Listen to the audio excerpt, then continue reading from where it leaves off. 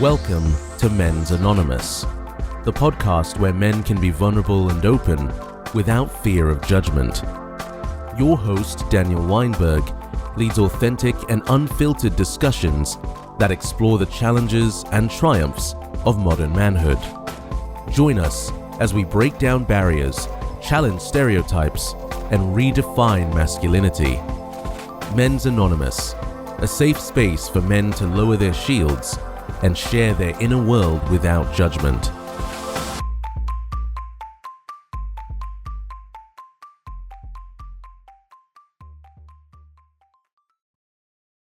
On this week's show, we have Lenerd Louw, author of the book Jump, where he explores what it's like to jump off the cliff of comfort into the deep unknown.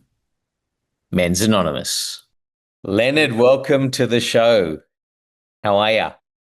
Fine, Daniel, and you. Good seeing you, mate.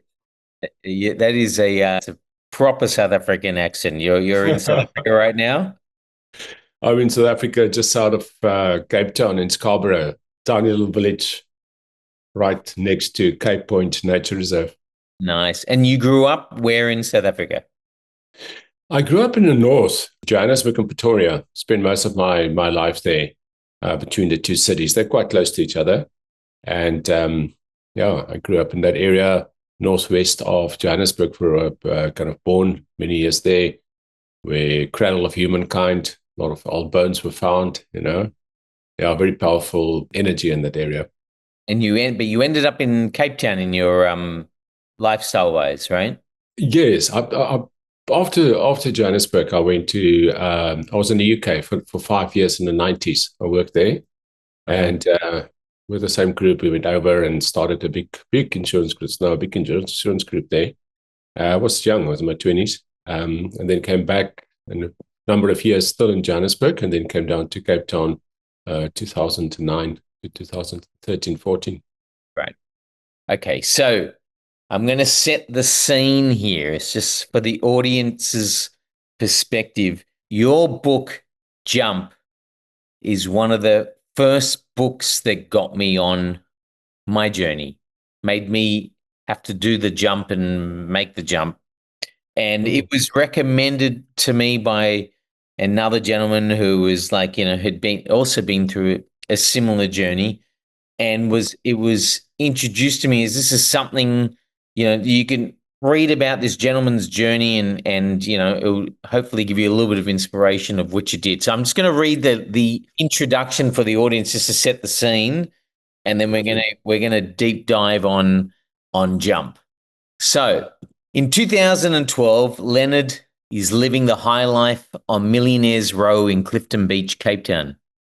As the successful CEO of an insurance company and part-time playboy, he appears to have it all. Gorgeous women, threesomes, ecstasy, and cocaine on demand. But to Lenerd, something doesn't feel right. He attempts to drown the inner voice urging him to change his career, life, everything by partying harder. By the end of 2012, a massive shift occurs. Lenerd resigns as CEO, sells all his possessions, and books a one-way ticket to Peru. With just a backpack and a heart full of unanswered questions, he embarks on what will become an epic 5-year spiritual journey covering 5 continents and 35 countries in search of his own soul and meaning. So many motivational speakers and gurus expound on the virtues of setting goals and believing in yourself to go, get what you want. But I was more interested in surrender rather than control. I want to fully see what existence had to offer. Once all the fearful internal chatter had died down, I was finally able to listen. Joining Lenerd on his journey from a hedonistic life defined by drugs and sex to find true spirituality and a sense of purpose. Jump is a phenomenal true tale of personal expansion and awakening. Then he goes on that Louw follows his deeper calling. What he discovers is magical, and the result is one of the most accessible and life-changing inspirational books released in recent years. So to start with, the book was written in a very fun and easy. It was a very, like, I'm a reader, but it was like you can literally, it's a weekend read. You'll like polish it from where to go because it's got energy, momentum, etc. And it's also, it resonates. I think a lot of people, a lot of men find themselves, on the treadmill of life, trying to get ahead financially, take care of wife, children, get to financial security, etc. And it's very hard to jump off that because this is what we've been, taught from a very early age about what the cycle of life actually is.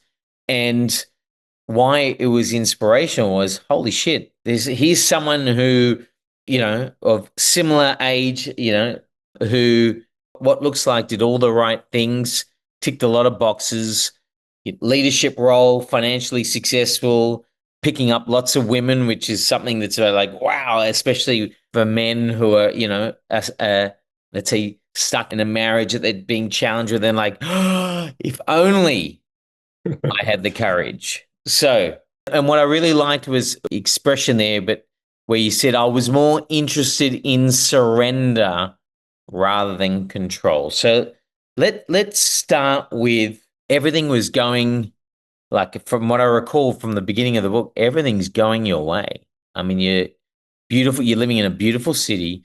Everywhere you're working hard, you're playing hard, and you're, reaping a lot of rewards in terms of, you're doing whatever you want to do, really. You're partying, you're having a good time.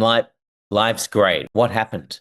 Yeah, so from the outside, it looked very much like life was great, Daniel, but on the inside, it was quite a big turmoil. So the book starts really there, as you know, with the chapter 6, drugs and jacuzzis. Yeah, and from the outside, it's a beautiful picture, but then I also write in the book, I went into these dark places. And in essence, up until moving down to Cape Town from Johannesburg, this was 2009, I was really enjoying what I was doing work-wise and, having a lot of fun and creating new businesses, direct insurance businesses and in the advertising marketing space. And it was all perfect as it was, but then it was just something different that was needed in my life going forward. Now, it was so difficult to explain then. It is still in a way a little bit difficult to explain. I basically moved down from Johannesburg to Cape Town, new job, out of a 4-year relationship, and then landed in a different internal place where it just started happening to me. I would walk into the office. I came down here to start a new business for the guys, and I would walk in and I would feel as if I'm looking at myself from the outside. So there's a camera in a corner of the room there looking at me living this life, and I didn't feel in my own skin. So is that like when what I've experienced before is when I hear you speaking like that, is I've had an anxiety attack before whereby you feel like you're out of your body looking down at yourself and the scene. Is that, were you having anxiety episodes? Is that what was happening? I must say, I never had anxiety episodes or what I would thought would be anxiety attacks, but as you explained it, maybe it was a form of it because if I was looking at myself, from the outside, but I wasn't like having breathing things. It was just surreal. Yes. And I think the essence of what I'm putting across is that the partying only started later. I mean, I was in a 4-year relationship, right. And that came to an end. She wanted children. I already had kids of 8 and 10. So there was no compromise. But it was really hard because it was really the love of my life. It was a really hard place. And we then separated, and at the same time, that also a new business, everything new, and then all of this changes created the shift inside me, where all of a sudden I felt, I'm not in the right place now. I shouldn't be doing what I'm doing now. And it didn't make any sense. So then I distracted myself with the partying and so forth. So it's a really interesting sequence of events. It wasn't this guy partying in Cape Town and then had a shift. The partying was actually the cause of the parting was actually distracting myself from this inner voice that said I must do something different.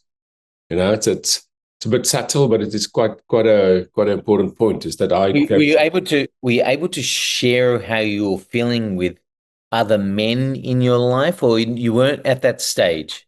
With whom, Daniel? Yeah, with whom? I'm asking. No, that's a beautiful question, and I mean that's now we're also going to talk about other men and men's groups going through. I wish I had, man. I wish I had in 2009 the circle of people and brothers and friends I have now that I can talk to. Why do you think you weren't able to access that in that period of your life, or why do you think men in general find it challenging to access that, that treasure? So firstly, I think in 2009 it didn't exist, or at least it didn't exist in my world.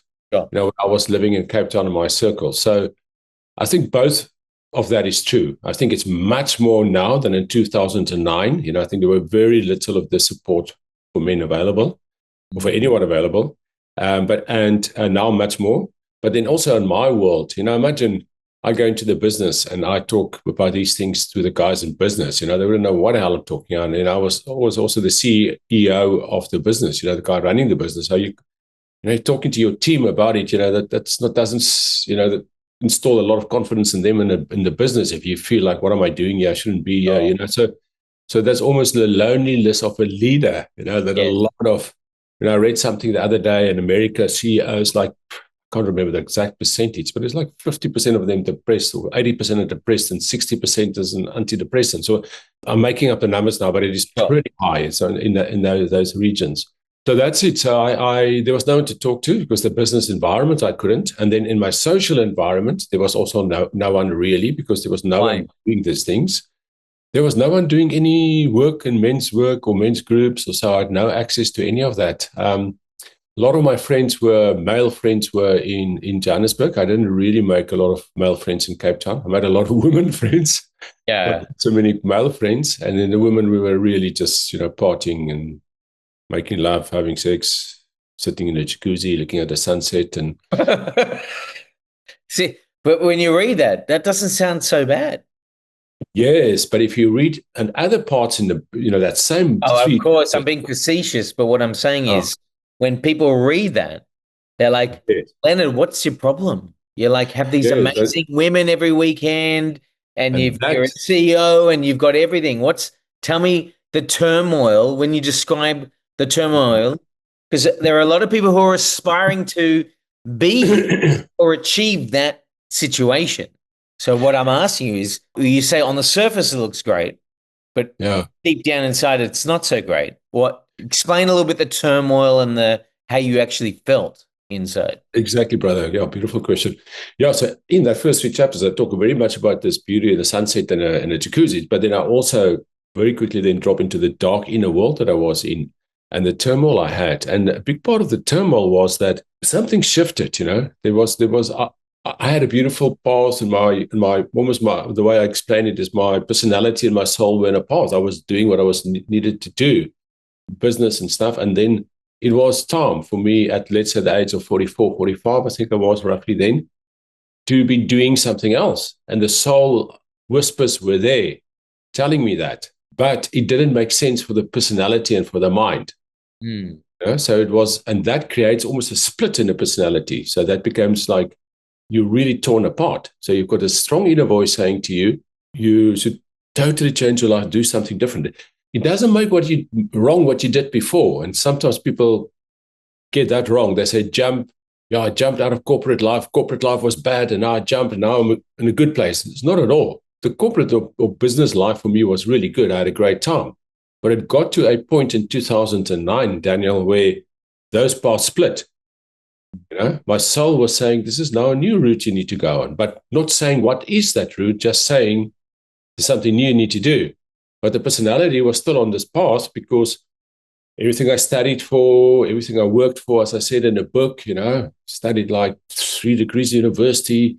I now work myself up in business. I live in South Africa. I'm a pale male in South Africa, being white and being a male in South Africa in 2009, you have a job, there's employment equity, to leave a job in that space is a bit crazy because, the opportunities, that's, the setup around that.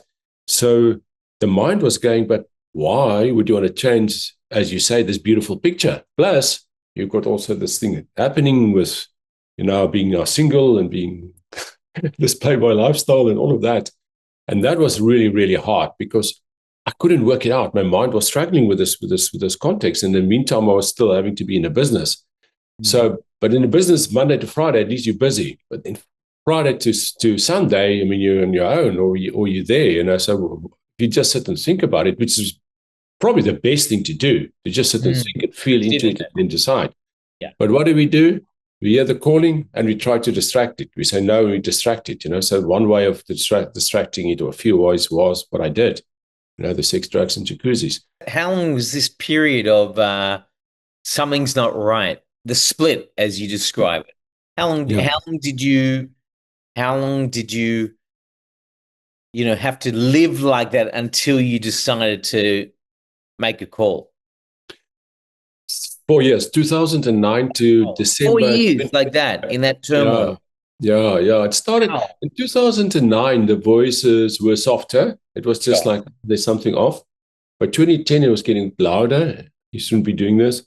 By 11 or 12, it was like really loud. So by December. What does that mean, though? When you're talking about really loud, are you like not sleeping? Is it constantly on your mind? Like you talk about the chatter, which we always talk about, the itty bitty shitty committee that is just spinning stories in your head. So yes. What does that mean for you?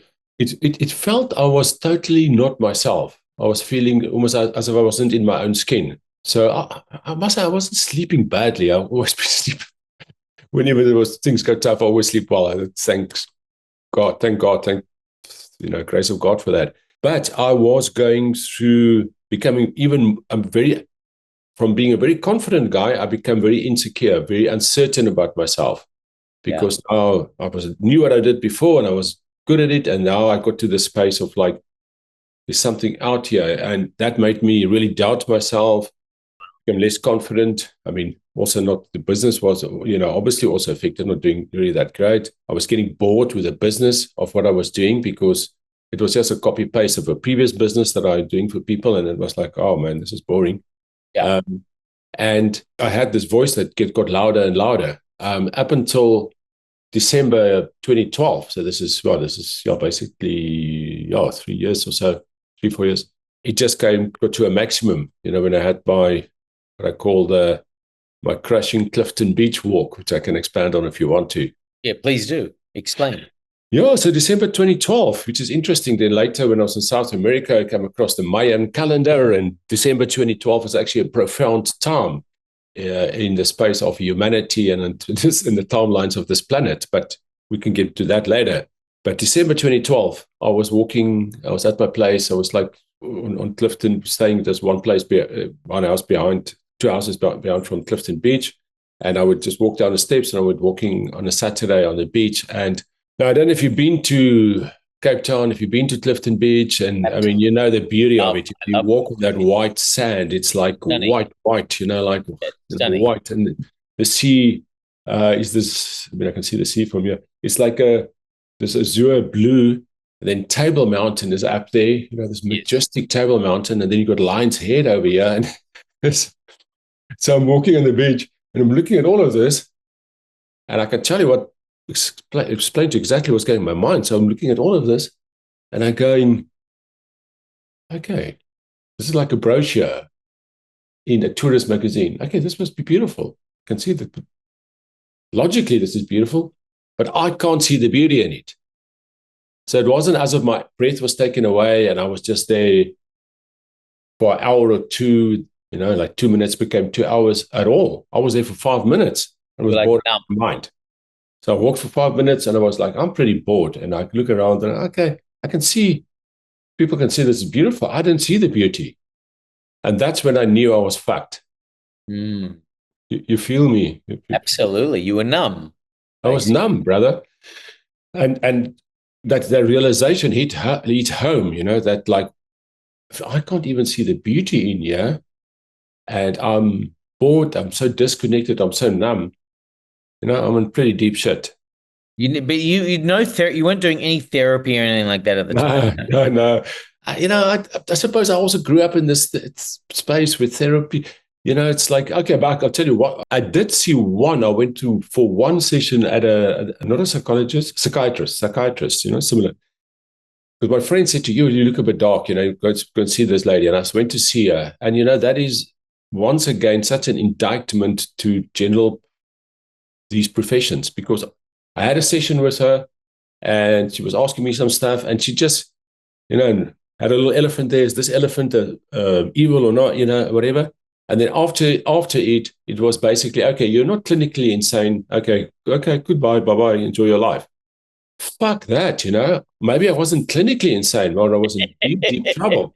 I needed someone to say, go join some men's groups, or read Seat of the Soul, or, do stuff, So this is like, clearly I was in a tough place. So it's not that this woman couldn't see that, but her job was, psychiatrist, is this guy mad? Does I need to give him medicine?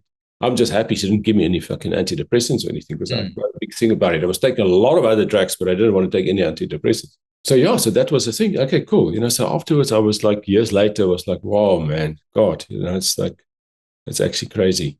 But yes, no, to answer your question, I wasn't on therapy at all. And also on any depressants. So I was just very much just trying to figure it out all on my own, which is so crazy because there's so much support and help available, at least now. So so this walk was really where it hit home. I mean, after 5 minutes, I went up to my house, called some people, and to have a party, So because it was too much to be sitting with this numbness and this disconnection and being bored, So I needed distraction.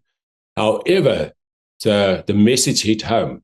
So I immediately knew it, that we had a party, but I knew something had shifted. And so the next morning, the Sunday, Monday morning, I knew, I'm just I'm surrendering. You were talking about surrendering earlier. I try to control this. You decided this on your own. It doesn't sound even like you discussed it. You just went, I'm done. I need to do it. How did you, but what made you think I need to quit, sell everything? I need to just take off. Quite clearly in a book about that. I went then after this December 2012, when I realized, fuck that, there's a big change. I basically then went, okay, I almost overnight stopped partying, taking alcohol, drugs, anything. I mean, I never took a lot of alcohol at any event, but it was, and also that much drugs, but it was always enough just to enable the sexual activity, if you know what I mean. Yeah. But still, I just stopped, basically. And I went, okay, I need to find out what I should be doing. This voice has been saying to me, I should be doing something different. And I went, okay, what should I be doing, And it was, there was no answer. So for a week or two, I was just like, okay. So I'm now opening myself up. And as you say, there was no one to talk to, brother. That's why I'm so passionate about men's work, and not just men's work, but people coming in circles together and being able to share stuff, because I wish I had a circle to share this with, Sure. So 100%, I had to work it out all on my own. Then after 2 weeks, I changed the question and I said, well, what should I do to find out what I should be doing? And the answer was quite clear. Clear out all of the old to make place for the new. It was just a knowing. I mean, if I say a voice, it wasn't like someone talking in my head. It was a deep knowing, knowing dropped in, clear out the old. And I went, okay, that's interesting. And that's what I did. I resigned the job, broke up with a girlfriend from a year, because the last year I was in a relationship and we also partied hard. Sold almost all my stuff, and gave everything away. I sold or gave everything away, bought a backpack and a one-way ticket to Lima in Peru. And I mean, okay, let me go find out. And you got 2 kids at this time. Two children. Explain to me how did you communicate that to your kids? Because that's also a big decision. It's like the importance of getting you to be the best version of you, which is the mission at this point where you're at. Oh. And there is I have these kids that need me in a way, but they need the best version of you as well. So how did you explain that to the kids?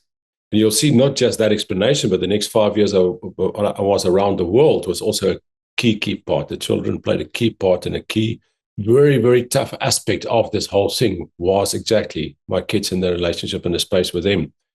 So firstly, I had a chat with my ex-wife. We have a great relationship and we're allies, for life. She's the mother of my kids, and we got divorced when the kids were 2 and 4. So we had been divorced for a long time. But after divorce, it was always really been good and very supportive with each other, which is really beautiful. So I had a conversation with her and I said to her, this is something I need to do. She was supportive. And then I also had a chat with the kids. They were supportive. What did help was that I was divorced and that I was living in Cape Town and they were living in KZ in Natal, in a village there. She actually asked me, can they move there? We were both living in Johannesburg, but she wanted to be more in a rural setup just north of Durban. So I would see them every second weekend, but then I would fly like every 2-3 weekends up and see them in the earlier years. And I would see them in Natal, and the holidays it would be with me in Cape Town. However, by the time this journey started happening to me, they were much older. They were already now, I think they were 14 and 16.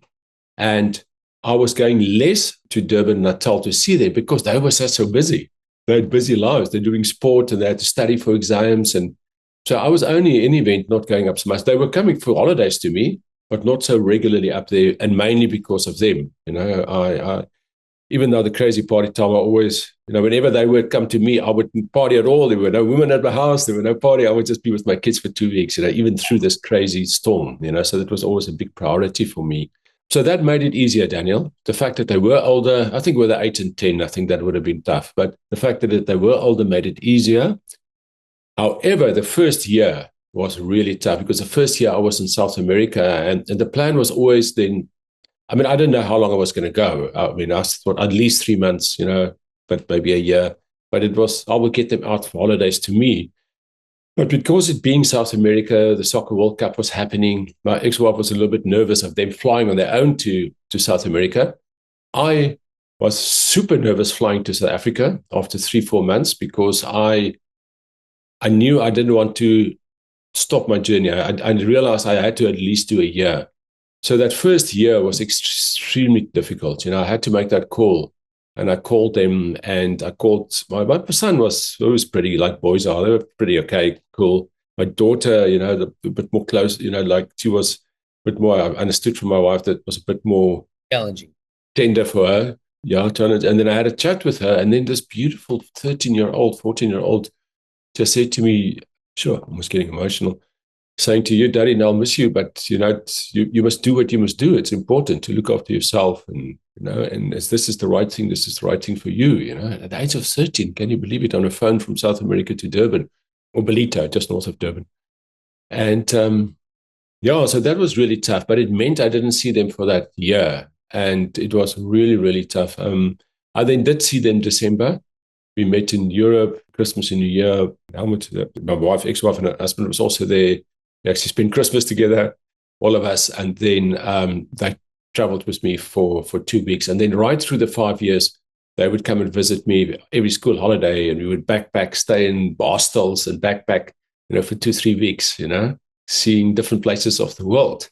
So it turned into something, even though I didn't see them every day or every second weekend, but the times that we have was like so present, because obviously you're not busy with work or on your phone, it's just 3 weeks, the three of us, and we'd often just book one room in a hostel together, so we're all in one room, so that the quality time and the beautiful time we had from then, for that, let's say from the age of 14 to 19 was really, really, really grateful for that. Amazing.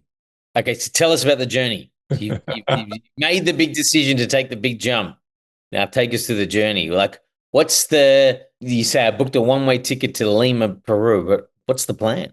And this is where it comes into the surrender versus control. Like, you're just going, I don't know, I'll take every day as it comes and I'll work it out on the fly. What's the plan? Spot on. There was no plan. It was, as you say, take it by the fly. It's consciously no plan. Exactly. That was a big part of my journey, Daniel. So when I left, and it was even I'll give you a bit of the backstory. I actually thought when I left, I was going to go to New York because it started with okay, I'm going to go out to New York, and I think I'm just bored with this business because I've done a few of this, and everyone is starting to do direct businesses. It's getting a bit boring. Let's go and find new things. And I was going to go there and maybe study university a bit. That was where my mind was thinking going then. So you weren't really doing really breaking the mold. You were just seeing if you could copy and paste it somewhere else in just a different environment. That's how you were originally thinking. I mean, that was the initial thought. Well, the thought before that was surrender, resign, give everything away, and then, okay, what shall I do? And then it was, okay, what makes sense? And I went, okay, maybe. And then obviously the mind goes what the mind knows, and it goes back in the past. Oh, you've been in business. And then the mind goes, okay, go to New York and go check it there. And then I looked at the temperature chart, and it was -2 fucking degrees or -10. December. Yeah. January 2014, and I'm an African, so minus fucking something is not going to work. Okay, so I need to stay in the southern hemisphere at least until mid-year. So I went to either East Asia or South America. It was in the end flipping a mental coin, but I was always super interested about the Incas and the Mayans and so on. I said, okay, let me go to South America, and I'll spend there 4 months, and then I'll maybe do the New York thing. Needless to say, I never went to New York, and if I haven't been, maybe I'll still go one day, but it's not important anymore. But then the journey took me away, So then I ended up in South America, and then it started hitting home. Wow, this is much more than just looking at new businesses. I'm now on a total different journey of awakening. And what is it when you say that? I really want you to try and expand for the audience when you say that, when you talk about the awareness and the connecting with yourself. Go a little bit deeper into what that means to you. 100%. I arrived there in South America, and I was very much still in the space of allow for the new to come in. I had absolutely no idea what I was going to do. What am I doing? I didn't go in a spiritual awakening at all. I didn't go like I'm resigned. I was just like, fuck, this is not working anymore. I need to do something new. So now in hindsight, obviously all of this, I can explain it in today's terms, but I'm now taking you to where it was January 2014, how I felt. And how I felt then was, I have absolutely no fucking idea. I'm just going to throw myself out there. I'm going to throw myself into a continent where their language doesn't work, because, I don't know if you've been to South America, English doesn't take you far there. And Afrikaans is my home language, also wouldn't take you very far. So, so Spanish is what you do there. So so this was really out of my comfort zone. So, and then I started learning Spanish at the university there. And then make a long story short, I actually then got sick with parasites. I lost a lot of weight, went from a lean, fit 82 to 72. I was probably at the best shape of my life before I left there, because even though I had these party days, I was training hard. I was really in a good physical shape. And then with the parasites, that brought me to even more to my knees. So now it's not just the stuff in Cape Town, but now parasites brought me to my knees. And I was just like, okay, fuck, what? Let me see what, And that then led me to, shamanic work, emotional expression release work. Then I started in a village in Guatemala, San Marcos, little village on the lake in Lago Atitlan. Beautiful lake there with volcanoes around it. I came across emotional expression release to actually hitting cushions. And then I became aware, and I realized I'd been blocking my emotions for long. So your question about awakening and rising of consciousness and all of that, the practical terms, it started for me to connect with my emotions. I've been blocking it, After Marika, the girl from 4 years that we broke up, they told you we're not going to have with the kids, having more babies. I blocked my emotions, and I went like, okay, I don't want to feel anymore because it's really hard on the heart. Let me just block my emotions. And so then before, I think growing up in South Africa, and I think most countries in the world, especially English-speaking countries, I think we are also taught as boys not to drop into our emotions, and girls also, but especially boys. So for me, it was like awakening. The moment I got into my emotional world, I went into my inner world. And the more I went into my inner world, the more I went into self-awareness. And the more self-awareness I went in, the higher my awareness of the outer world became, the higher my consciousness went, my vibration went. I started seeing more, realizing more. It was less a roll-on effect that led to work across loads of different areas, from sexuality to India, Dalai Lama meditation, crystal. I basically did the whole thing over 5 years. Let's talk about the same gentleman who advised me to read your book also spoke about the course that ISTA holds, is that the intro 1 week course. You talk about in your book as well. What's it called again, the course? International School of Temple Arts. Yeah, but what's the name of that first week is? They call it the Level 1 Spiritual Sexual Shamanism. How would you explain, because that seemed like quite a profound experience for you as you wrote about in the book, and this gentleman, he also talked about how much it impacted him. What is it that you go through or learn there at a high level, which is not really taught to us in our upbringing?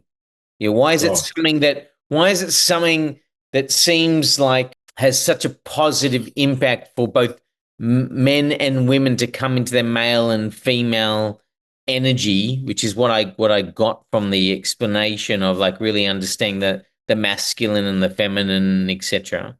Why do you think, if that's so profound, why that is not experienced or taught to us to more of us in general? Well, first of all, shout out to Hadar to connect us in this beautiful synchronetic way. He's a dear brother of mine, and send him lots of love. Yeah, Daniel, it is actually profound. When you're in this 7-day course, you continuously go, why the hell haven't I been told this many years ago?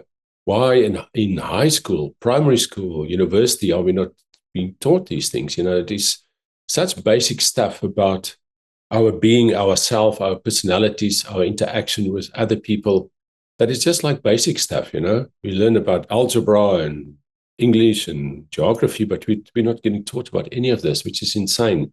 Yeah, so it was beautiful. I came across it in Hawaii in 2015, January 2015. I went to a Tantra festival there, the first Tantra festival, and then from there on to my first Tantra festival, from there on to their training, the 7-day residential training. And it covers so many areas. It goes into the guilt, shame, and fear around sexuality for us to start lifting it. We have exercises of emotional release where you're not punching cushions and you actually release your emotions. For the first time in a circle there, I found after 30 minutes of doing that with 50 other people in a room with music playing loudly, sitting back in a circle, and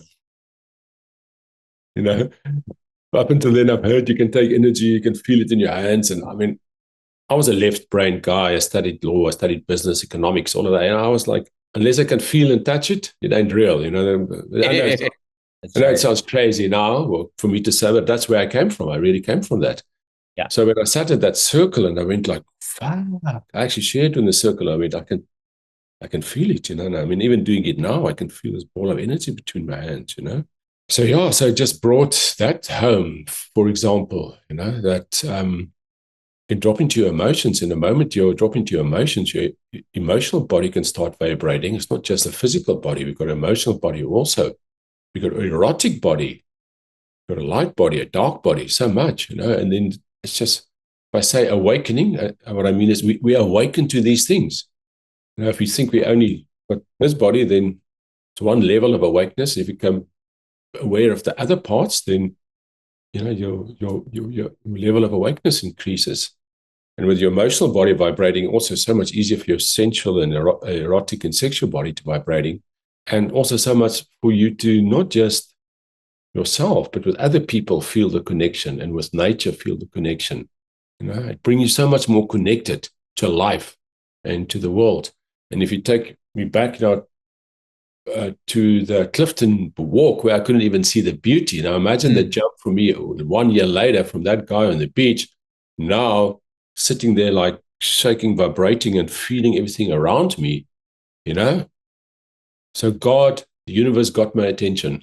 Basically, if you read the book, I mean, you had such a diverse experience around culture, food, plant medicine, sexuality, consciousness, nature. I mean, it was a very like a sort of a Disneyland type of experience. 5 years. Mm. And then you pull trumps. Well, you get to a point where it's like, okay, I've done what I needed to do. Now it's time to what? Go back home, settle. Like, tell us the thinking there, and then I want to talk about what change in you about what I mean, you now coaching men's groups. There's a lot of things you're doing now off the back of this journey. So first go with, once you've had this 5 years of experience, then what's the catalyst that tells you again that time to return? Yeah, so early 2018, I came back to South Africa. And if I say came back to South Africa, I wasn't for a visit, mate. Yeah, because every year or 18 months, I would be here for a month or 2 or 3. And the reason being was also my parents were getting quite sick. And so I would come, that I'd spend some time with them. First my dad and then later my mom. So that I had visits back and forth. And then I would also see my kids and we have some time here. So that was in essence in end of 2017, early 2018 was another visit in a way. I was like, okay, coming back. And then as I arrived here, I went, okay, maybe I'll stay a bit longer this time, or maybe I'll stay. And then what then happened is this calling to write a book. If I say calling, maybe no, I don't know if it's the right word, but I then started writing this book. So for that year in 2018, I was also very much traveling in South Africa, Airbnb at a place for a month or two, or get a place on a cheap place on the beach somewhere and stay there. And I was all over the country, the West Coast down into the Garden Route, all over in the North, writing the book basically for that year. So that year was also traveling around, but basically dropping deep into the writing of the book. The book just came out of me over the 5 years. I was sharing on, well, it wasn't a blog, I actually shared on Facebook, but it became quite a following. And I wasn't even on Facebook before I left the country, but my good buddy and my ex-partner Bianca said, please just go on Facebook so we know you're still alive. You're there in South America in the jungle, just give us a note every now and then.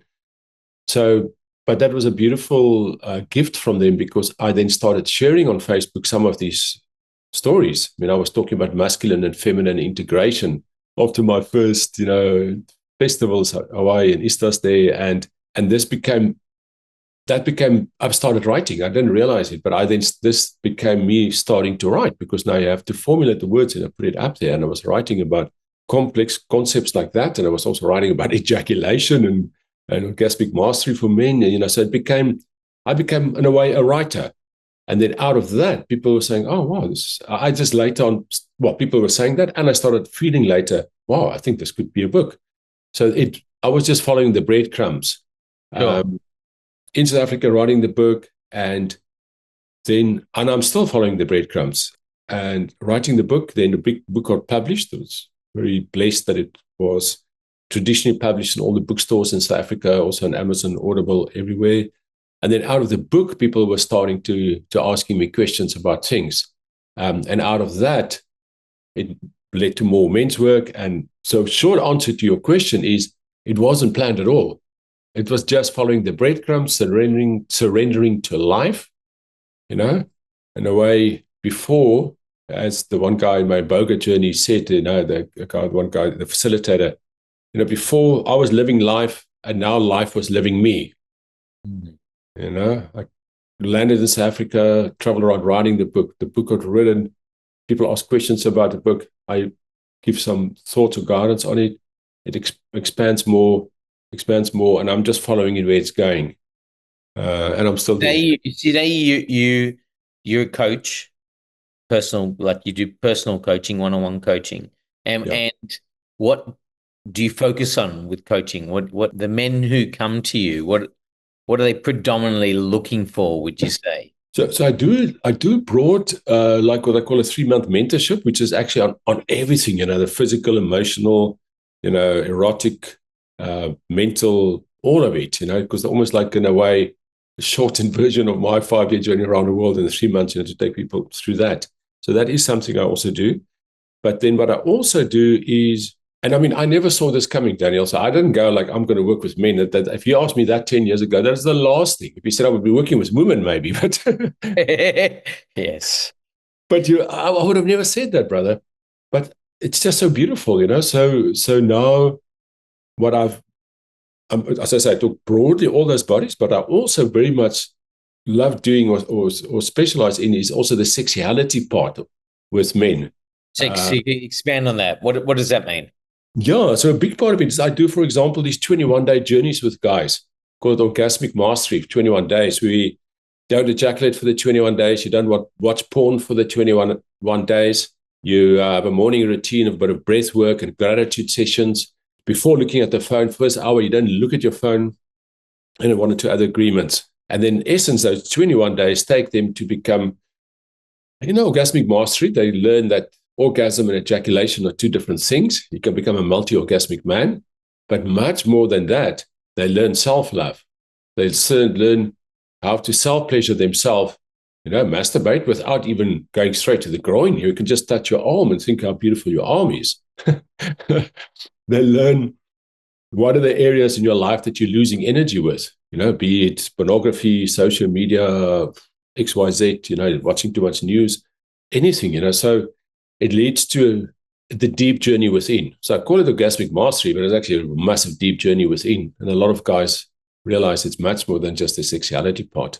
What's the ejaculation piece? Why is that so important? The not ejaculating for 21 days. Why is that key to the program?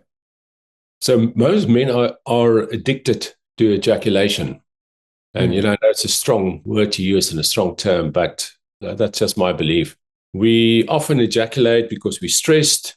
As teenagers, we ejaculate very fast because, and most of us have been taught it's wrong to do. So there's a lot of guilt and shame around it when you do it. You ejaculate every day or a few times a day. And no one has taught us as we get older, that it depletes even more of our energy. So ejaculation is beautiful and lovemaking is beautiful, but most men don't realize that you don't have to ejaculate every time you make love. You can make love and not ejaculate enough, a lot of beautiful energy running through your body, and you can make love 10 minutes later again and still have it in the next day. So there's a big piece around ejaculation, which is, with every ejaculation, there are like 300 million sperm cells that leave your body. And this is the essence of life, this is the essence of that create life. So it's the best of your body that go. And if you do it in a dirty sock and 5 times a day, you're depleting so much of your energy. Now, there's nothing wrong with ejaculation. Ejaculation is beautiful. So there's even in a dirty sock, that's beautiful. But having the awareness, once again, it's about awareness.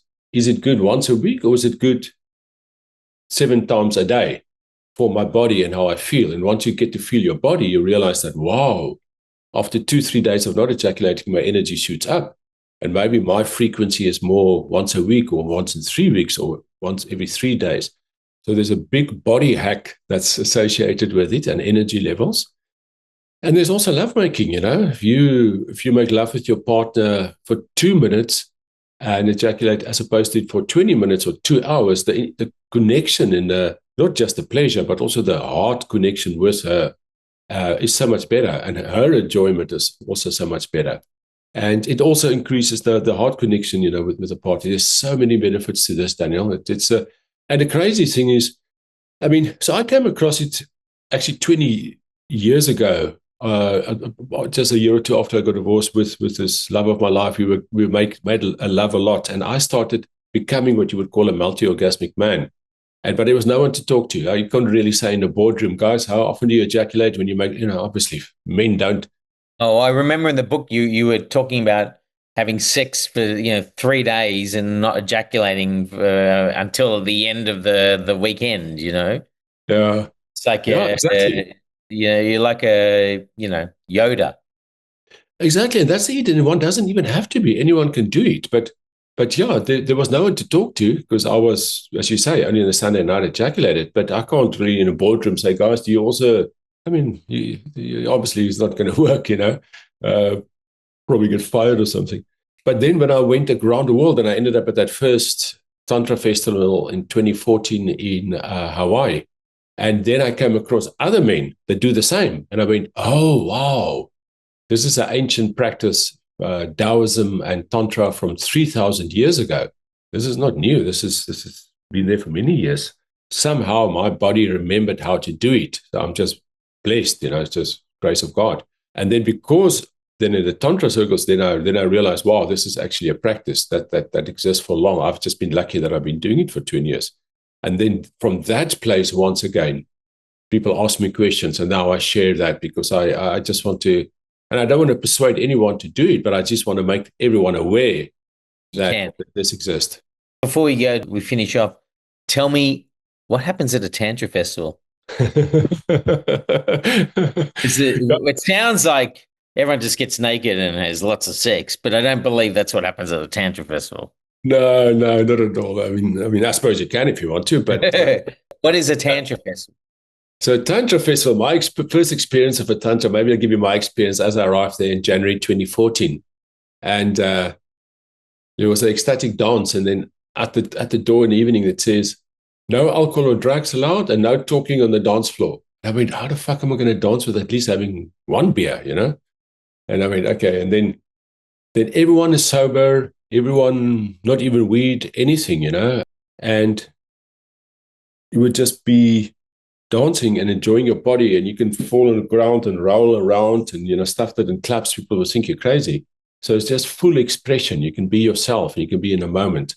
There are things like I experience like eye gazing. You may come across it, where you're like sitting with someone for like 2 minutes looking into their eyes, it's like, And the first time I was like, what the fuck is this? And it sounds very, very basic, but it's actually very deep, So it's those type of things. It's a lot of eye gazing. There's a lot of workshops about loving yourself, dropping into your own space, your own heart space. Yeah, there's so much more than sex and nakedness. It's Tantra's a way of being, a way of living, being in the present moment, being with yourself, loving life. Wow. I could talk to you for a very, very long time. There's so many stories. We're going to finish off. I finish off every show with 5 quick fire questions. So I will shoot. Who would you like to say sorry to, given the chance? Probably my first girlfriend. I was only 21 when I made love the first time, and I soon after that I had a first girlfriend for 4 years, and I broke up. We broke up in a way that I would like to say sorry for that. I was not so disconnected from my emotions. We just broke up and never spoke to her again, or parents or so on. And I feel bad about that. I would like to apologize for that. I wish I knew now what I knew then what I know now. Yeah, to be with my emotions, even though it's hard. Have you ever tried to reach out to her? I haven't actually. There's so many years now, and that maybe I actually thought about it the other day. But I have been thinking about it, and even her parents, because her parents were so, I don't even know whether they're still alive. They were always so welcoming and wonderful with me when I was there.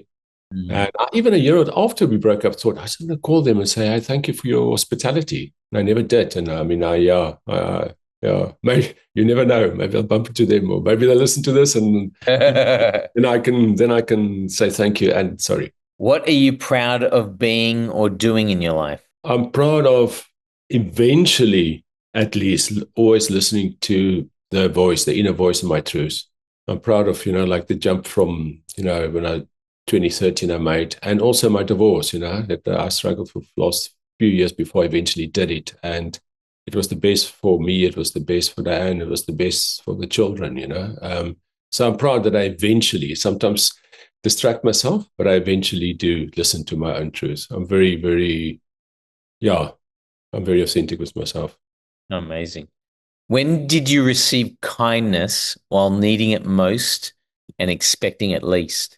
I think it was probably at the village on the lake in Guatemala, where I was like really down with the parasites and also emotionally and really nowhere to go. And Yeah, the lady of the lake there that then spoke to me and taught me emotional release and kind of got me into the direction with some of the workshops I did then. That was like, wow, that was like, okay, this was like the turning point that then led to reading The Seat of the Soul of Gary Zukov there at the lake. So yeah, that time at the lake. Can I ask you just to clarify? Is the lady of the lake Gareth's partner?